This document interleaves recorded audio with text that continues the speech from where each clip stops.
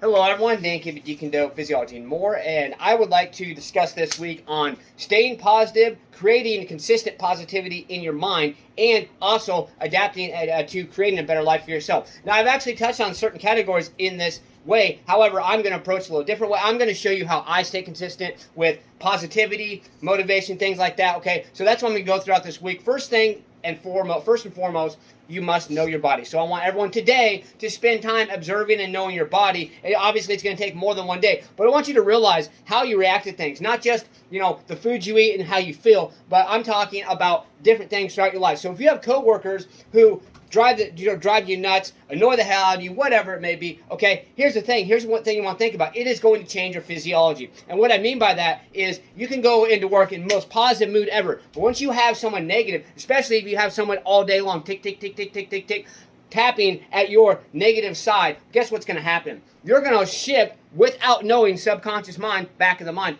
You are going to shift without knowing to more of a negative side. So if you might notice you go into a positive, positive mindset in the day, but then towards the middle of the day, towards the end of the day, you're like, why the hell am I so negative about things? Why am I stressed on this? Why am I so worried about that? It's because your physiology has changed. How do you get around that? It's very difficult, especially if you have, like I said, if you have a coworker who is driving you nuts all day. Here's a little tip I'll give you. All right.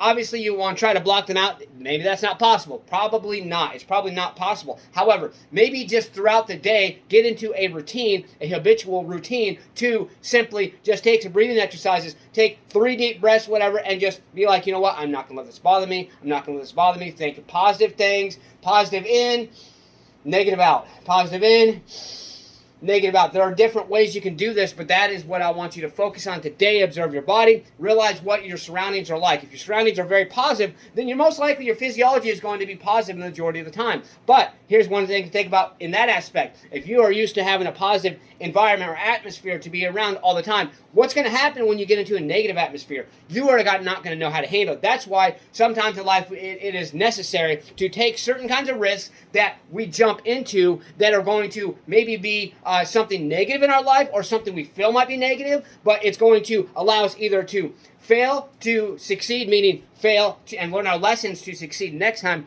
or it's going to allow us to realize that, you know what, sometimes there's going to be, a lot of times in life, there's going to be negative things that come about that we can do nothing about. So remember, like I said before, this is one of my quotes too, do not stress on things you cannot control. I'm going to say it again. Do not stress on things you cannot control. One more time. Do not stress on things you cannot control. So if you cannot control it, don't stress on it. Time. You can't control time, so you can't manage time. So quit stressing out on not having time. We all have 24 hours. Make the best use of your time. You have to stay motivated, believe in yourself, believe you can do it, and believe that you deserve it. Let's get out there. Let's go.